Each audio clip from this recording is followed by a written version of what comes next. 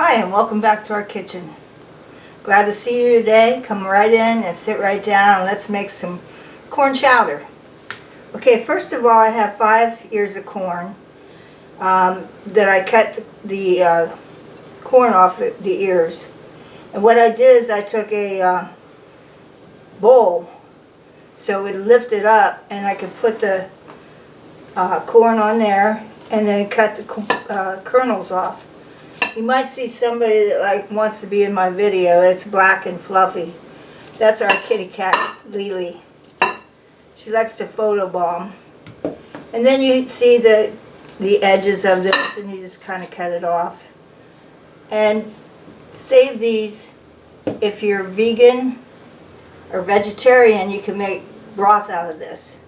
Whether it be corn broth that you can use in this recipe, and I'll link the recipe below and show you how to make corn broth so you can make it vegan.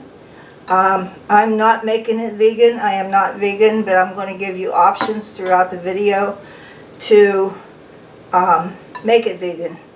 So then I'm going to take this out and I'm going to take you over the stove and we're going to start the recipe.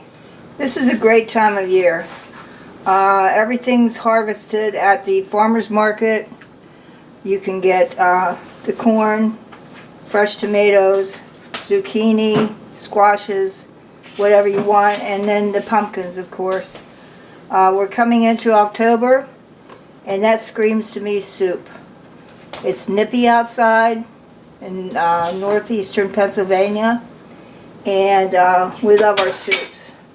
So here I have about 6 pieces of thick cut bacon that I'm going to cut up in this skillet. I'm going to turn it on.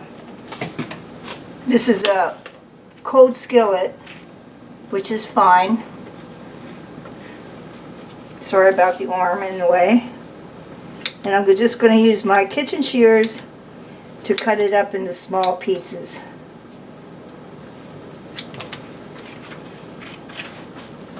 We get a lot of farmers markets around here this time of year, and they sell homegrown honey. And what's important about that is if you have allergies, you're supposed to eat the local honey that's got immune things to help your sinuses get better. And that's because the bees collect from the local flowers, and that's what you're breathing in when you have allergies. So they say it's best to support your local farmers, your local beekeepers, and everybody that puts an effort in to make us happy. I'm going to put this in here now, and then I'm going to cook it up, show you what it looks like, and then we'll be back in a minute. Okay, our bacon has come out crispy. I'm going to turn the heat down real quick. I want to transfer this to another plate because this is basically going to be garnish. Now, a weird thing happened to me, and this is to help new cooks. The bacon, I don't know if it wasn't enough or whether this pan's too wide. It wasn't giving me any bacon grease. So don't panic. Bacon grease is just oil. So what I did is I supplemented it with my olive oil, and then it started cooking like it should. There's always a way. So I'm going to put this to the side, and I'm going to judge how much oil is in there. Oh, that's plenty. Now I want to add the vegetables. I have about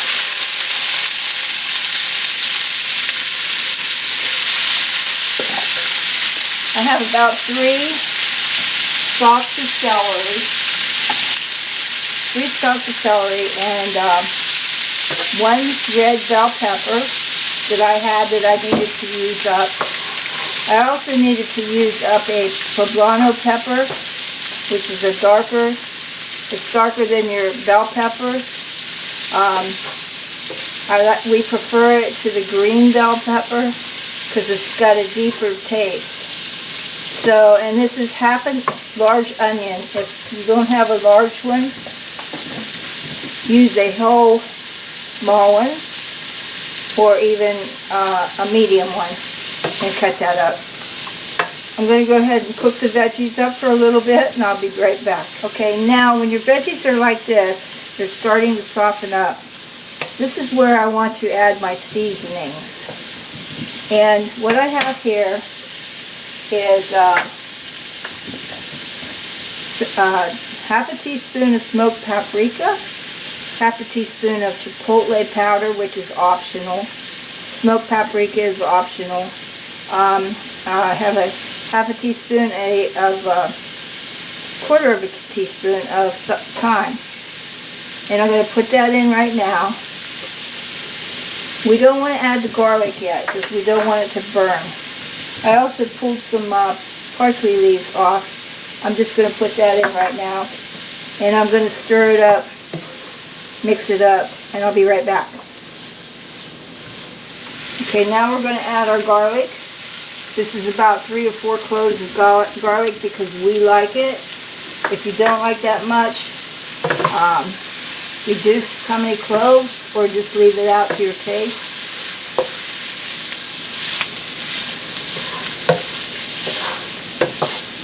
Okay, getting back to the vegan, when I fry my vegetables, which since I'm not using bacon grease, like I said, you could put your favorite oil in there and that way it'll make it vegan. We'll be back in a minute.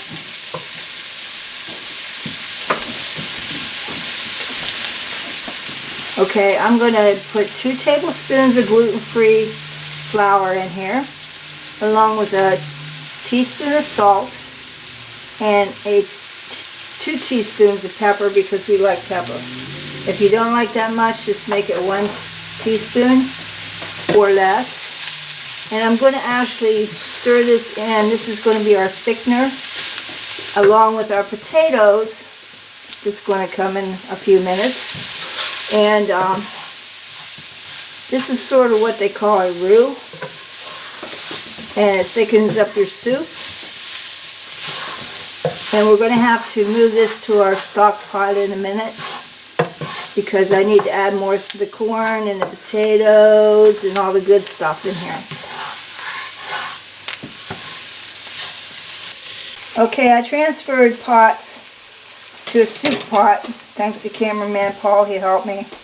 And I'm going to add 4 cups of chicken broth. And I'm actually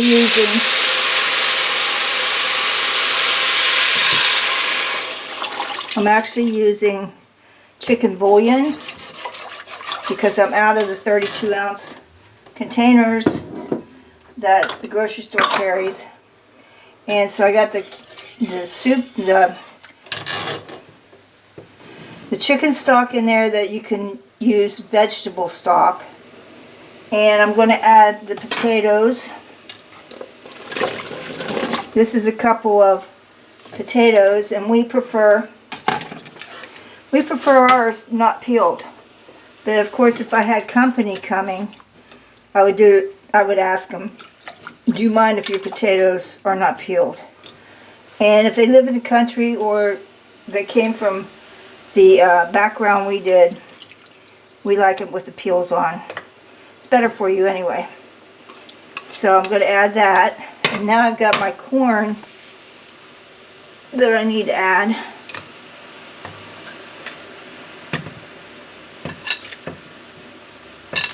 I'm going to use my hands. They're clean.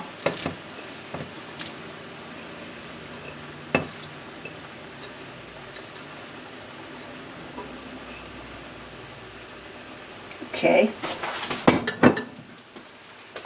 Mixy, mixy, mixy. Get it all in there. Shoot. I'm getting it all over the place like I normally do. It looks like it has enough liquid. If you want a little bit more, you can add, actually I'm going to add a cup of water. Oh, thank you. Good to have a helper. There we go. That looks better to me. And all it was is a cup of water.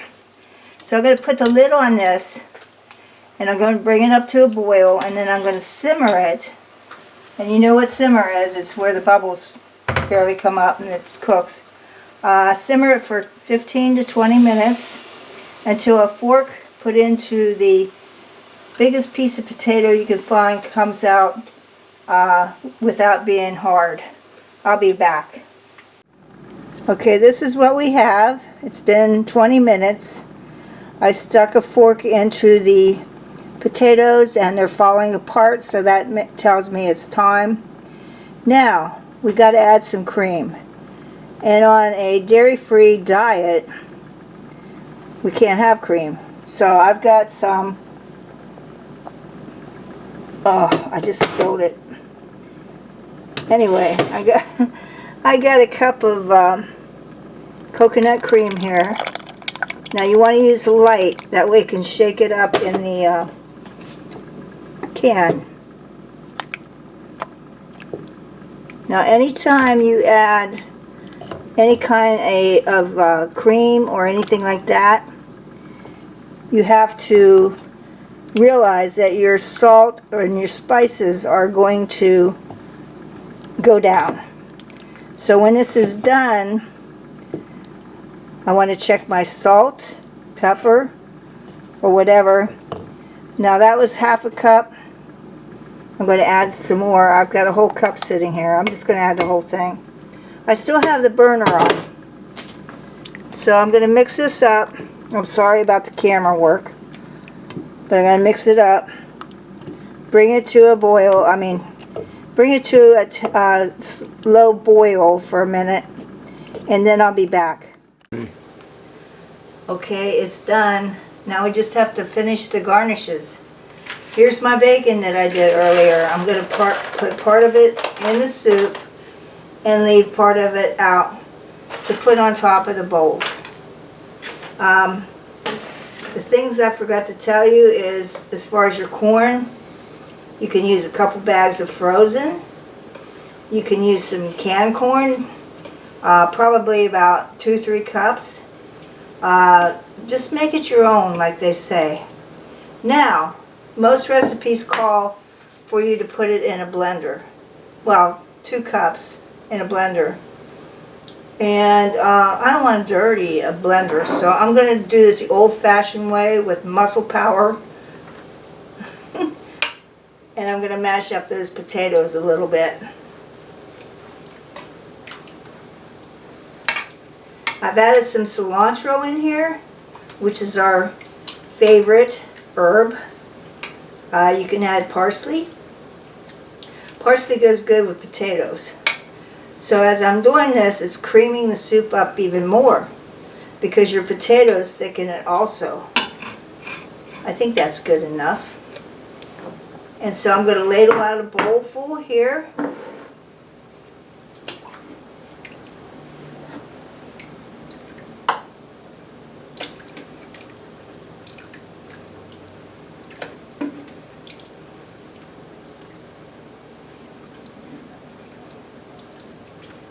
Looks and smells wonderful. And then I'm going to add, after I burn myself, add some crumbles of bacon on the top. And then if you want to add more parsley or cilantro, you can also do that. I hope you enjoyed this video. I hope you subscribe to my channel. I've been doing this for about a year. I'm 69 years old, and I thought that this would be a good hobby for me. So make sure you support your local businesses. And we're coming into fall, which I have some exciting fall recipes for you. Soups, desserts, especially apple, pumpkin. Just get ready for the next part. Bye.